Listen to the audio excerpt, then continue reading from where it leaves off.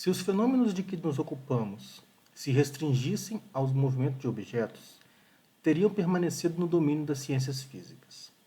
Mas, como não aconteceu assim, estavam destinados a nos colocar na pista dos fatos de uma ordem estranha.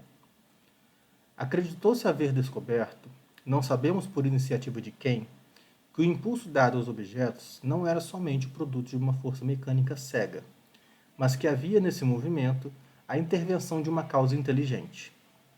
Esta via, uma vez aberta, oferecia um campo inteiramente novo de observações. Era o véu que se levantava sobre muitos mistérios.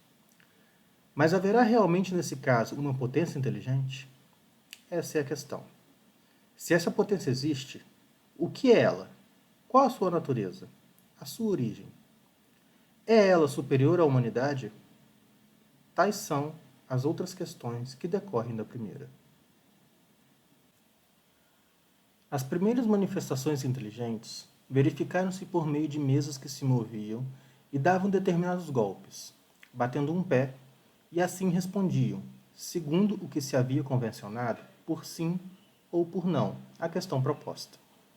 Até aqui, nada há de bastante convincente para os céticos, porque se poderia crer num efeito do acaso.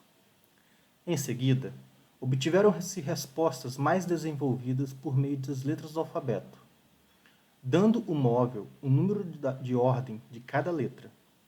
Chegava-se a formar palavras e frases que respondiam às questões propostas. A justeza das respostas e sua correspondência com a pergunta provocaram a admiração.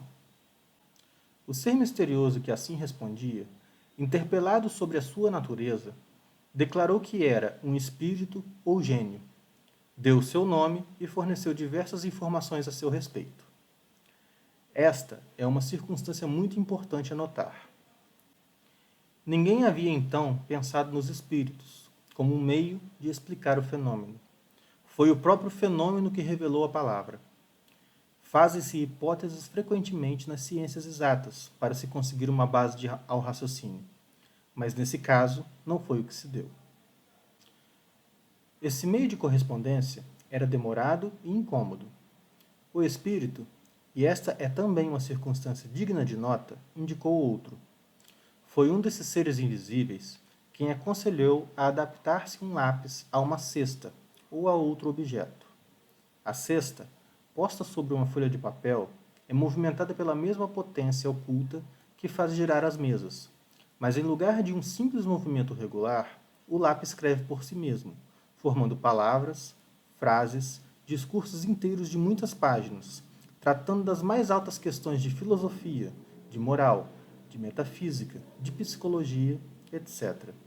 E isso com tanta rapidez como se escrevesse à mão. Esse conselho foi dado simultaneamente na América, na França e em diversos países. Eis os termos em que foi dado em Paris, a 10 de julho de 1853, a um dos mais fervorosos adeptos da doutrina, que há muitos anos, desde 1849, se ocupava com a evocação dos espíritos. Abre aspas. Vá buscar no quarto ao lado a cestinha, prenda nela um lápis, coloque-a sobre o papel e ponha-lhe os dedos na borda. Fecha aspas. Feito isso, depois de alguns instantes, a cesta se pôs em movimento e o lápis escreveu legivelmente esta frase. Abre aspas. Isto que vos disse, proíbo-vos expressamente de o dizer a alguém. Da próxima vez que escrever, escreverei melhor. Fecha aspas. O objeto que se adapta ao lápis, não sendo mais que simples instrumento, sua natureza e sua forma não importam. Procurou-se a disposição mais cômoda e foi assim que muitas pessoas passaram a usar uma prancheta. A cesta ou a prancheta não podem ser postas em movimento senão sob a influência de certas pessoas, dotadas para isso de um poder especial e que se designam pelo nome de médiuns, ou seja, intermediários entre os espíritos e os homens. As condições que produzem esse poder estão ligadas a causas ao mesmo tempo físicas e morais, ainda imperfeitamente conhecidas, porquanto se encontram médiuns de todas as idades, de ambos os sexos e em todos os graus de desenvolvimento intelectual. Essa faculdade, entretanto, se desenvolve pelo exercício.